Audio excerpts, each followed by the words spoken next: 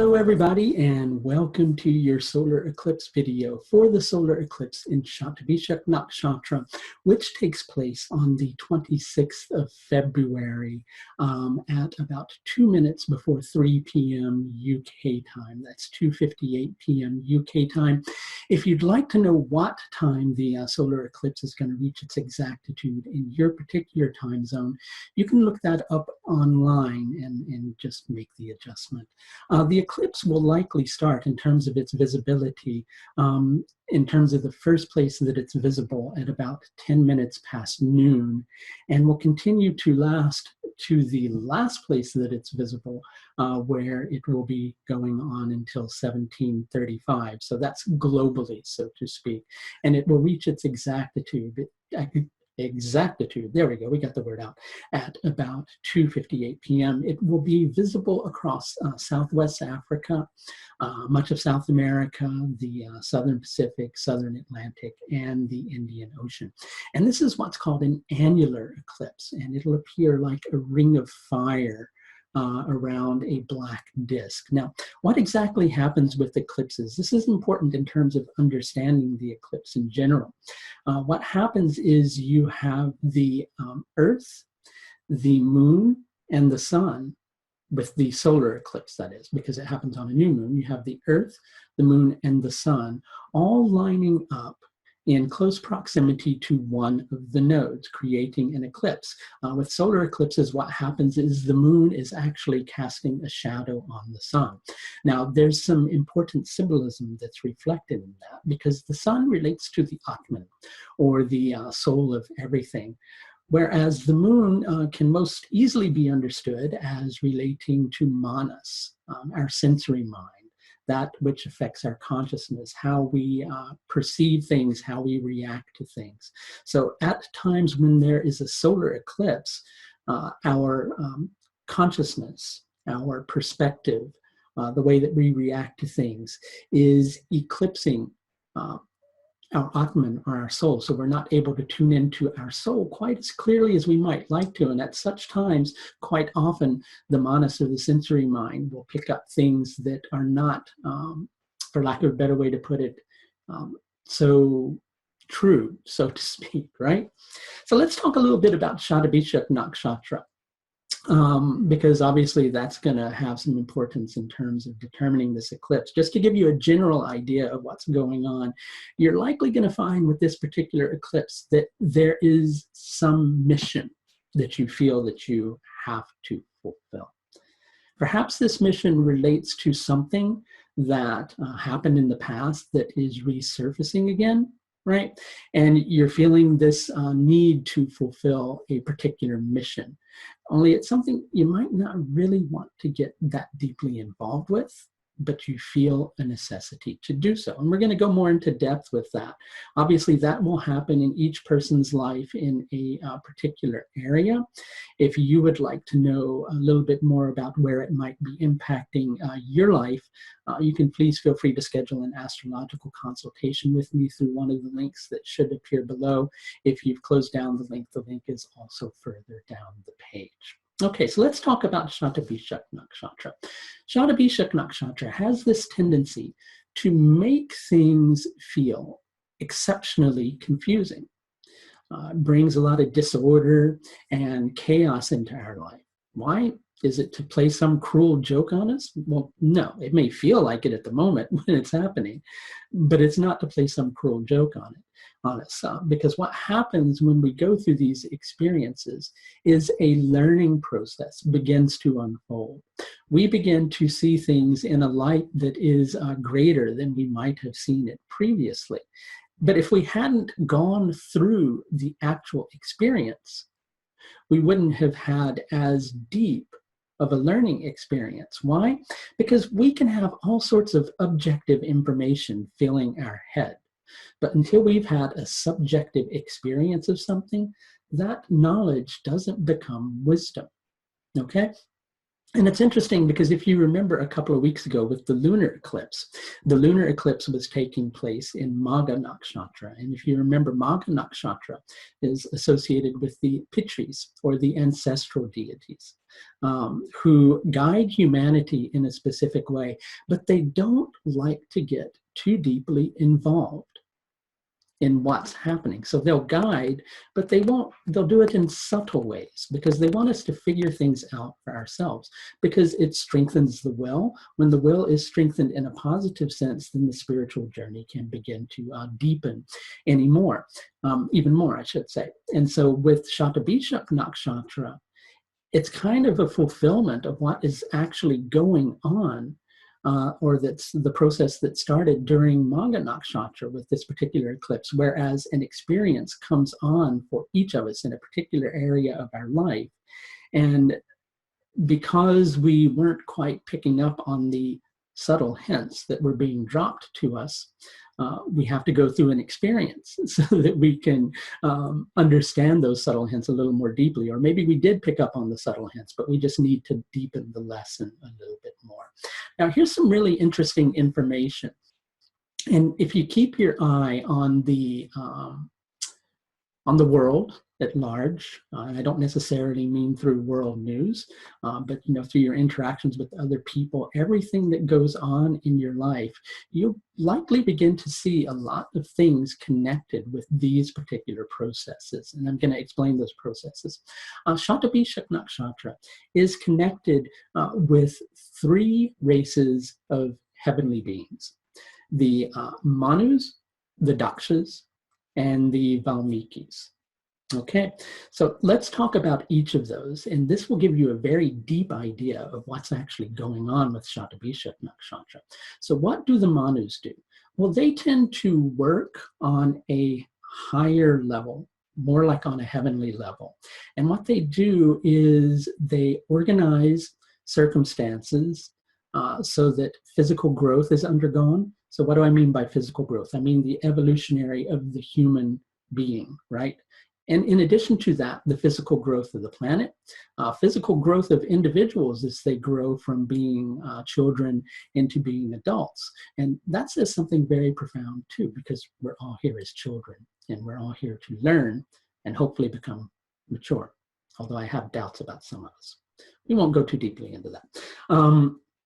So they're concerned with physical growth, the organization of society, the organization of things on the world society scale in order to bring about this physical growth. And in addition to that, they're concerned with bringing about geological changes on the earth that can result in the evolution of humanity, and equally with the growth of the earth, because the earth as well is a living consciousness, and as it grows and as it strengthens, goes through processes, so too do the human beings who dwell on it. Now, the Dakshas, a good way to understand them is they work on a lower plane, right? Whereas the Manus are operating on a higher plane, the Dakshas operate on a lower plane in order to implement the plans that are there, in order to create physical growth. They're here on earth creating it, in order to create social organization, and in order to create geological changes. They're here to implement the divine plan.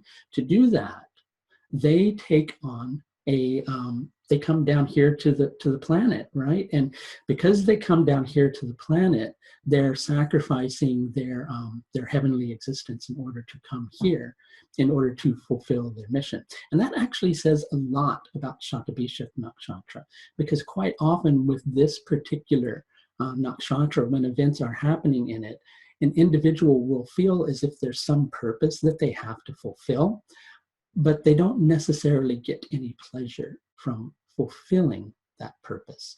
They're here on a mission, but that mission is not necessarily something that brings them any joy, because they're sacrificing something higher for the sake of dealing with something on a more mundane level. But that thing that they're viewing as being mundane is actually operating on a higher level. Then there are the Valmikis. And if you know your stories, so to speak, you will know that there was a sage called Valmiki. And Valmiki was the last of the Valmikis. And he was actually born into a low caste, and he earned his livelihood by attacking and robbing travelers. But he had an experience in his life that changed him and made him purify his existence and he actually became a great seer, a great sage, and wrote several great teachings about the destruction of ego and the victory of truth, right? So he went through himself an experience where he was born in somewhat of a lower family, in a poor family, went about a life of attacking and robbing travelers, but had a spiritual awakening. And so then he took upon himself the task of awakening others. So what the Valmikis actually do is they impart wisdom. They impart wisdom in order to purify the individual.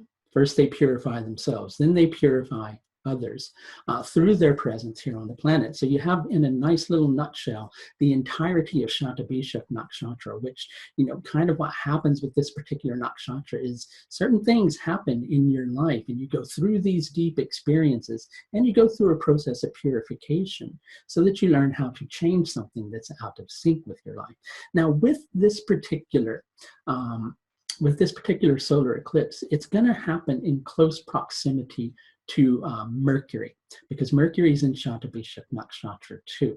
And with that, there's likely an energy that you're going to feel in association with this, where you have this really deep desire to make the right decision in your life about something that is resurfacing from your past, as we were saying earlier.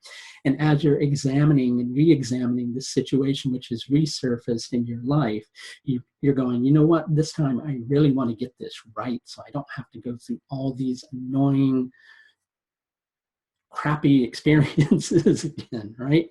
And you're not really sure. It seems like every time you try to do the right thing, somehow you end up doing the wrong thing.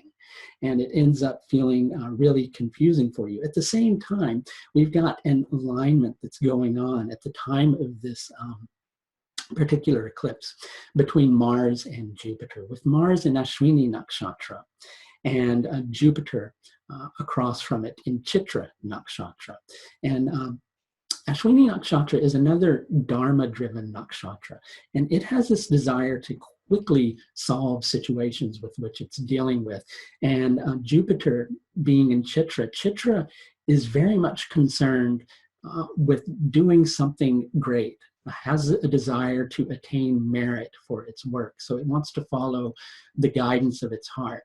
It wants to do the right thing, but sometimes it gets led in these wrong directions. And so having been led in a wrong direction previously, you're wanting to be very careful and very cautious in your life that you don't go down the same road again. And as you're trying to make a decision, you're feeling a bit scattered, uneasy, like things are kind of hanging in the balance and hanging in limbo, and you're not really sure what to do about this particular set of circumstances. You want to trust on one level what you're feeling, but you don't really know if you can trust what you're feeling because you're not having such an easy time with the sense of positive discrimination, positive discernment that you really need in order to be able to sort through this situation, right?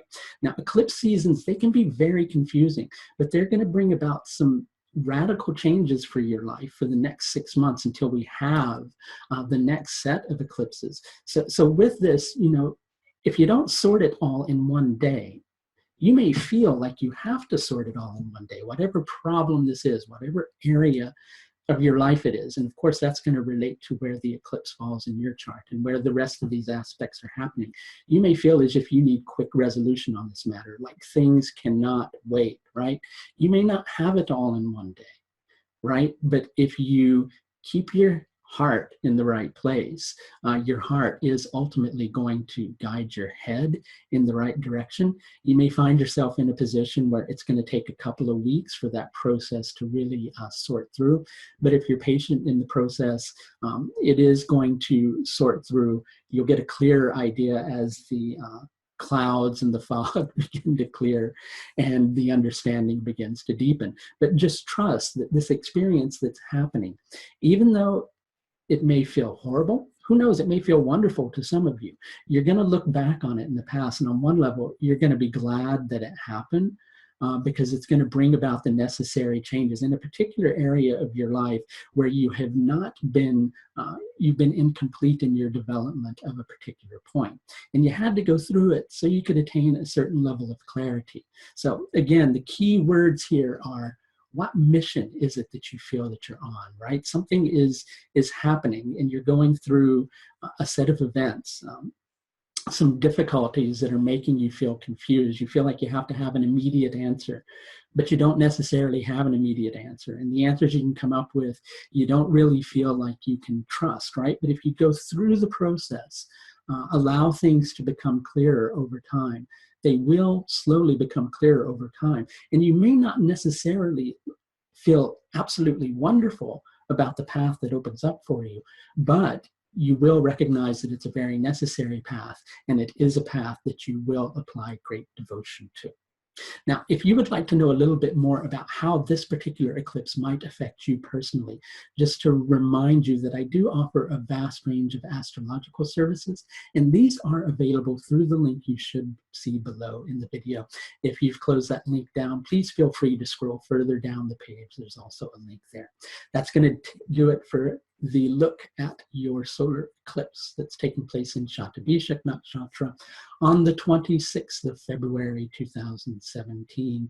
Until next time, please do take the very best care of yourself. Bye now.